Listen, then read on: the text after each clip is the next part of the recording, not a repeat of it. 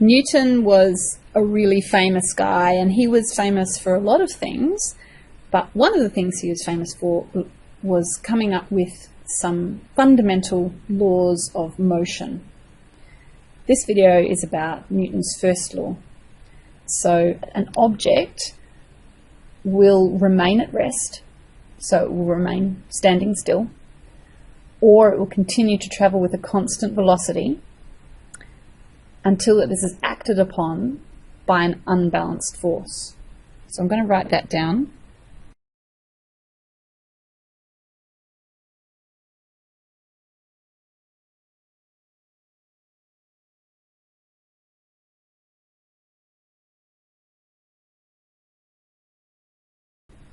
So let's talk about what this means. So let's draw a force body diagram for something on a surface, say an ice hockey puck on an ice rink. It's just sitting there. It has a force, a normal force due to the floor, and it has a gravitational force due to the earth. If that hockey puck is initially at rest, so it's just sitting there on the floor, it has balanced forces on it. So up is the same size as down, so they kind of cancel out, and there aren't any forces on them sideways. Then we see that the forces are balanced and that the hockey puck has a constant velocity, i.e. it is at rest, and it will remain at rest. Let's consider the next scenario where the hockey puck is sliding across the floor, so it's initially moving. It's moving at a constant velocity. And again, it only has the floor pushing it up and gravity, the earth, pulling it down. We're not acting on it from the side, we're not pushing it, it's just sliding across the floor. So again, the forces are balanced and it will continue to move at a constant velocity.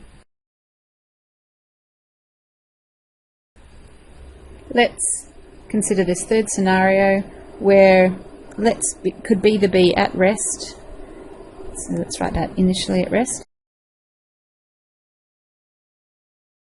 In this case, we've got the floor pushing up, earth pulling down, and we've got two ropes attached to that hockey puck, one pulling in an opposite direction to the other.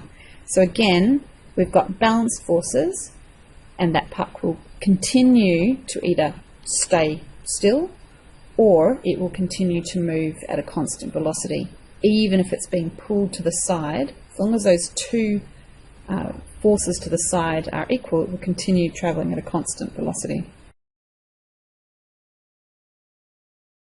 The final example I'm going to put here, I'm going to suggest that we have something, a hockey puck, initially at rest, and then we pull on it with a rope. And we can see that in the vertical direction, the force upwards from the floor is balanced by the force downwards from the gravitational pull of the earth. But the forces are unbalanced in the horizontal direction. So in this case, we have an unbalanced force, and you can imagine if we are pulling on something from one side that forces horizontally are unbalanced, it's going to have a changing velocity. And so now that we have acting on that object with an unbalanced force, we can actually get a change in velocity.